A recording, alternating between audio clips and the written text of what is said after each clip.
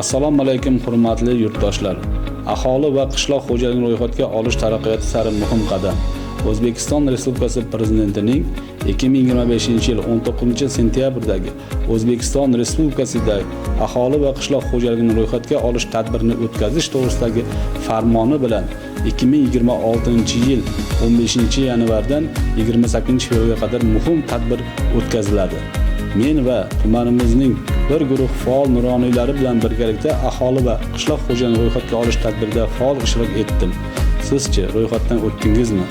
Barcha yurtdoshlarimizni aholi va qishloq xo'jaligini ro'yxatga olish tadbirlarida faol ishtirok etishga chorlab qolaman.